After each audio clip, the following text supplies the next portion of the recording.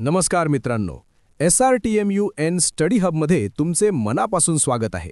आज आपण M.Com सत्र पहिले यामधील अत्यंत महत्त्वाच्या आणि आव्हानात्मक विषयाची सुरुवात करत आहोत. तो विषय म्हणजे ऑपरेशन्स रिसर्च, ज्याला आपण शॉर्ट फॉर्ममध्ये OR असेही म्हणतो. मित्रांनो, आजच्या स्पर्धात्मक युगात कोणत्याही व्यवसायाला टिकून राहण्यासाठी केवळ अनुभव पुरेसा नसतो, तर डेटा आणि विज्ञानाचा आधार घ्यावा लागतो. आणि हेच काम ऑपरेशन्स रिसर्च करते. सर्वप्रथम आपण ऑपरेशन्स रिसर्चचा सविस्तर अर्थ आणि व्याख्या समजून घेऊया. ऑपरेशन्स रिसर्च म्हणजे उपलब्ध मर्यादित संसाधनांचा वापर करून गुंतागुंतीच्या समस्यांवर सर्वोत्तम उपाय शोधण्याचे एक गणिती शास्त्र आहे. याचा उगम दुसऱ्या महायुद्धात झाला, जेव्हा लष्करी अधिकाऱ्यांना कमीत कमी रसद वापरून शत्रूवर मात करण्यासाठी विज्ञानाची मदत लागली. युद्ध संपल्यानंतर हा विषय उद्योग जगतात आला. आज बँकिंग, रेल्वे, उत्पादन आणि ई-कॉमर्स सारख्या सर्व क्षेत्रात ORचा वापर केला जातो. हे शास्त्र आपल्याला सांगते की जास्तीत जास्त नफा कसा मिळवायचा आणि खर्च कसा कमी करायचा. आता आपण ऑपरेशन्स रिसर्चच्या प्रमुख वैशिष्ट्यांवर प्रकाश टाकूया. पहिले वैशिष्ट्य म्हणजे इंटरडिसिप्लिनरी टीम.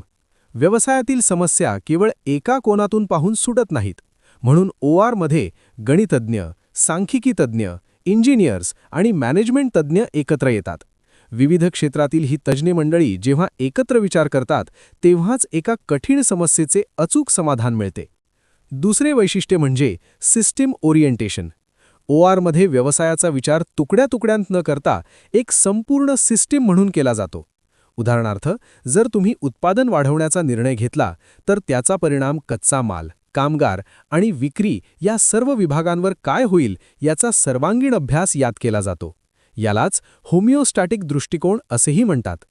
तिसरे वैशिष्ट्य म्हणजे गणिती मॉडेल्सचा वापर. ORमध्ये कोणतीही समस्या थेट जमिनीवर सोडवण्यापूर्वी तिचे एक काल्पनिक गणिती प्रारूप किंवा मॉडेल तयार केले जाते. हे मॉडेल आपल्याला कागदावर किंवा कम्प्युटरवर विविध पर्यायांची चाचणी घेण्यास मदत करते. यामुळे प्रत्यक्ष व्यवसायात होणाऱ्या चुका आणि आर्थिक नुकसान टाळता येते. चौथे वैशिष्ट्य म्हणजे ऑप्टिमायझेशन. हे ORचे सर्वात महत्त्वाचे ध्येय आहे. ऑप्टिमायझेशन म्हणजे उपलब्ध वेळेत, पैशात आणि मशीन्समध्ये सर्वात उत्तम रिझल्ट मिळवणे. मग ते नफा वाढवणे असो किंवा उत्पादनाचा वेळ कमी करणे असो. आता आपण ऑपरेशन्स रिसर्च कार्यरत संशोधनाची प्रमुख 6 उद्दिष्टे सोप्या भाषेत समजून घेणार आहोत.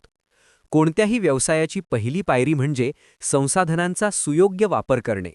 यात उपलब्ध मनुष्यबळ, पैसा आणि कच्चा माल यांचा वापर करून जास्तीत जास्त कार्यक्षमता मिळवणे हे मुख्य उद्दिष्ट असते. दुसरे म्हणजे नफा वाढवणे आणि खर्च कमी करणे. जिथे गणिती मॉडेल्सच्या मदतीने उत्पादनाचा खर्च कमी करून व्यवसायाचा एकूण नफा वाढवण्याचे मार्ग शोधले जातात. तिसरे महत्त्वाचे उद्दिष्ट आहे जोखीम कमी करणे. भविष्यातील अनिश्चितता आणि संभाव्य धोके आधीच ओळखून व्यवसायातील निर्णय सुरक्षित करणे यात अभिप्रेत आहे.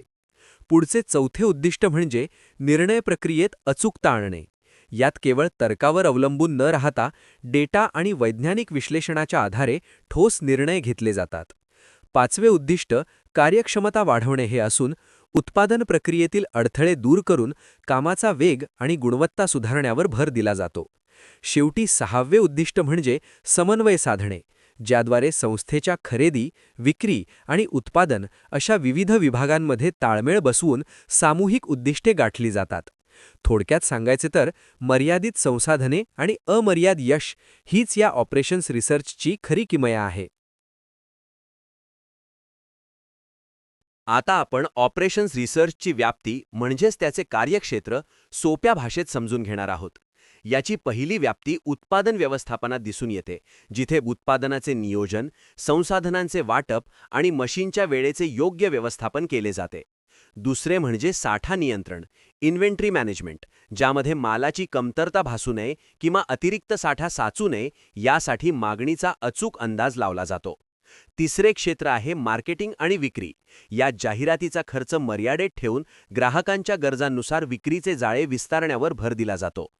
चौथी महत्त्वाची व्याप्ती मानव संसाधनामध्ये आहे, जिथे कर्मचाऱ्यांची भरती, प्रशिक्षण आणि ड्युटी शिफ्ट्सचे शास्त्रीय पद्धतीने नियोजन केले जाते. पाचवे क्षेत्र म्हणजे वाहतूक आणि लॉजिस्टिक, ज्यामध्ये कमीत कमी खर्चात आणि जलद गतीने माल पोहोचवण्यासाठी सर्वोत्तम मार्गांची निवड केली जाते. शेवटी सहावी व्याप्ती आर्थिक आणि गुंतवणूक क्षेत्रात आहे, जिथे भांडवलाचे योग्य नियोजन करून गुंतवणुकीतून जास्तीत जास्त परतावा मिळवण्याचे मार्ग शोधले जातात. म्हणूनच म्हटले जाते की शास्त्रीय व्यवस्थापन प्रगतीचे नवे शिखर गाठण्यासाठी ऑपरेशन्स रिसर्च अत्यंत आवश्यक आहे. आता आपण ऑपरेशन्स रिसर्च किंवा कार्यरत संशोधनच्या काही प्रमुख मर्यादा सोप्या भाषेत समजून घेणार आहोत. पहिली मर्यादा म्हणजे गुंतागुंतीची गणितीय समीकरणे. वास्तविक जीवनातील समस्यांना गणितीय मॉडेल्समध्ये रूपांतरित करणे आणि ते सोडवणे अनेकदा अत्यंत क्लिष्ट असते. दुसरे म्हणजे अचूक डेटाची आवश्यकता. जर इनपुट डेटा चुकीचा किंवा अपूर्ण असेल तर मिळणारे उत्तर देखील चुकीचे आणि दिशाभूल करणारे असू शकते. तिसरी मर्यादा म्हणजे हे तंत्र केवळ परिमाणात्मक घटकांवर लक्ष केंद्रित करते. मानवी वर्तन किंवा कर्मचाऱ्यांचे समाधान यांसारख्या गुणात्मक गोष्टींचा विचार करणे यात कठीण जाते. चौथी मर्यादा आहे प्रचंड वेळ आणि खर्च. डेटा गोळा करणे, सॉफ्टवेअर आणि तज्ज्ञांच्या फीसाठी मोठा खर्च होतो आणि या प्रक्रियेला वेळही खूप लागतो. पाचवे आव्हान म्हणजे अंमलबजावणीतील अडचणी. अनेकदा सैद्धांतिकदृष्ट्या सर्वोत्तम असलेले उत्तर व्यावहारिक परिस्थितीत लागू करणे कर्मचाऱ्यांचा विरोध किंवा राजकीय अडथळ्यांमुळे कठीण जाते. शेवटी सहावी मर्यादा म्हणजे गृहीतकांवर आधारित निर्णय.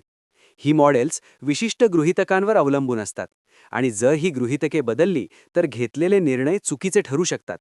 म्हणूनच म्हटले जाते की शास्त्रालाही आहे मर्यादा, मानवी कौशल्याची आहे गरज. अशा प्रकारे आज आपण हा महत्त्वाचा विषय सविस्तरपणे समजून घेतला आहे. जर तुम्हाला ही माहिती उपयुक्त वाटली असेल तर व्हिडिओला नक्की लाईक करा आणि हा व्हिडिओ तुमच्या जास्तीत जास्त मित्रमैत्रिणींसोबत शेअर करा, जेणेकरून त्यांनाही याचा फायदा होईल. नवनवीन शैक्षणिक व्हिडिओ आणि माहिती वेळेवर मिळवण्यासाठी SRTM स्टडी हब चॅनलला आजच सबस्क्राईब करा. तुम्हाला पुढील व्हिडिओ कोणत्या विषयावर हवा आहे हे खाली कमेंट बॉक्समध्ये नक्की कळवा. नेहमी लक्षात ठेवा की ज्ञान हे शक्ती आहे आणि प्रगतीच हीच खरी वाटचाल आहे. त्यामुळे नवनवीन गोष्टी शिकत रहा आणि प्रगती करत रहा. तुमच्या पुढील वाटचालीस SRTM टीमकडून खूप खूप शुभेच्छा. धन्यवाद.